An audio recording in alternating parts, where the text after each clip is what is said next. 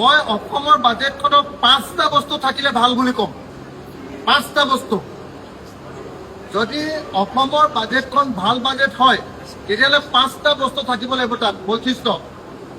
1 number, অসমৰ সকলো পথাৰত বছৰত সকলো সময়তে খেতি কৰিব পৰাকৈ, ৰাউণ্ড দ্য ইয়াৰ কাল্টিভেশ্যন কৰিব পৰাকৈ যদি তাত ব্যৱস্থা থাকে, যদি পথাৰৰ সকলোতে পানী দিম বুলি ব্যৱস্থা থাকে, পথাৰবিলাকত মেকানাইজ কৰাৰ মানে ট্ৰেক্টৰ দিয়াৰ ব্যৱস্থা গ্ৰহণ কৰা হয় প্ৰতিখন পথাৰৰ কাৰণে গাঁওবিলাকক, আৰু বছৰৰ সকলো সময়তে খেতি কৰাৰ যদি ব্যৱস্থা থাকে, আৰু সেই ব্যৱস্থা থকাৰ লগে লগে তাৰ লগে লগে সেই বস্তুবিলাক ৰাখিবৰ কাৰণে যদি ওচৰৰ পঞ্চায়তত যদি গুদাম বা কোল্ড ষ্টোৰেজৰ ব্যৱস্থা কৰে, তেতিয়াহ'লে মই ক'ম যে এইখন হ'ল নাম্বাৰ 1 বাজেট। 1। 2, নাম্বাৰ 1 বাজেট হ'বলৈ হ'লে 2 হ'ব লাগিব অসমৰ প্ৰতিখন গাঁৱত সৰু সৰু industry, semi conductor industry, Adani Ambani Tata নহয়, অসমৰ চব গাঁৱে গাঁৱে ক্ষুদ্ৰ ক্ষুদ্ৰ উদ্যোগ কৰিব লাগিব। আমাৰ যিবিলাক খেতিয়কৰ বস্তু, সেই বস্তুবিলাকৰ পৰা আকৌ নতুনকৈ বস্তু উৎপাদন কৰিবৰ কাৰণে যদি ক্ষুদ্ৰ উদ্যোগ প্ৰতিখন গাঁৱত দিয়ে, তেতিয়াহ'লে এইখন হ'ল ভাল বাজেট। 2।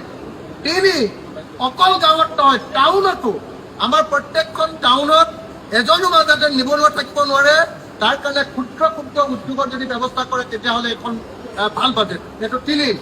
4, প্ৰফেচনেল আছা। অসমৰ ল'ৰাই 14,000 বা 18,000 গৈ চিকিউৰিটি গাৰ্ড কৰে, যদি ইয়াত বেটেলিয়নৰ ট্ৰেইনিং দি পঠিয়ায়, বোলে মোক মেইনটেনেঞ্চ কেনেকৈ কৰিব লাগে, মোক মেনেজ কেনেকৈ কৰিব লাগে, তো তেতিয়াহ'লে ইয়াত কি হ'ব, আমাৰ তাত চিকিউৰিটি কৰিবলৈ যোৱা ল'ৰাজনে 14,000ৰ ঠাইত 50,000 দৰমহা পাব। প্ৰফেচনেল কৰি ওলাব অসমৰ প্ৰত্যেকজন মানুহ।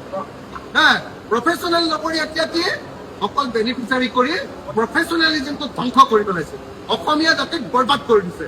তাৰ বিপৰীতে এখন প্ৰকৃত প্ৰফেচনেল অসম যদি গঢ়াৰ ইয়াত ব্যৱস্থা থাকে, তেতিয়াহ'লে মই ভাল বাজেট বুলি ক'ম। আৰু পঞ্চমতে, ভাল বাজেট হ'বলৈ হ'লে অসমৰ ভিতৰত গোটেই বজাৰখন কেনেকৈ দখল কৰিব পাৰি, ভাৰতৰ গোটেই বজাৰখন, নৰ্থ ইষ্টৰ মাংসৰ বজাৰ, নৰ্থ ইষ্টৰ মাছৰ বজাৰ, নৰ্থ ইষ্টৰ পাচলি বজাৰখন দখল কৰাৰ যদি কথা থাকে, আৰু চাউথ ইষ্ট এছিয়া অৰ্থাৎ এইফালে আমাৰ ম্যানমাৰ, ভূটান, বাংলাদেশ, আমাৰ থাইলেণ্ড, আমাৰ নেপাল, এইবিলাক দেশৰ এই আমাৰ পূবফালে থকা বজাৰখন যদি দখল কৰাৰ ব্যৱস্থা থাকে, তেতিয়াহ'লে মই ক'ম যে এখন ফাৰ্ষ্ট ক্লাছ বাজেট। আৰু নহ'লে এনে যদি নিয়ম মাফি কিবা এখন দিয়ে, মই নিজে আজি এখন বাজেট বনাই লৈ আছোঁ। অসমৰ বাজেট কেনেকুৱা হ'ব লাগে মই নিজে বনাই লৈ আছোঁ। অসমৰ কেনেকুৱা বাজেট হ'ব লাগে মই নিজে বনাই লৈ আহিছোঁ। বাজেট আচলতে কেনেকুৱা হ'ব, মই নিজৰ পৰা নিজে বাজেট এখন বনাই থৈ দিছোঁ। কোনে যিহেতু একো বাজেট চাজেট বনাব নাজানে, গতিকে একচুৱেল বাজেট কেনেকুৱা হ'ব লাগে মই নিজে এখন বাজেট বনাই থৈ দিছোঁ। তো গতিকে মই আশা কৰিম যে এখন ভাল বাজেট হ'ব। কিন্তু যিজন মানুহে আজি বাজেট দিব, বিত্তমন্ত্ৰী, তেওঁ নিজেই যেতিয়া চিণ্ডিকেট মাষ্টৰ, তেতিয়াহ'লে সেইখন কেনেকৈ ভাল বাজেট হ'ব আপোনালোকে কওক।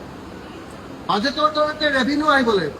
ৰেভিনিউ আহিবলৈ হ'লে বাজেটৰ বিত্তমন্ত্ৰীজন পুৰা নিকা মানুহ হ'ব লাগিব।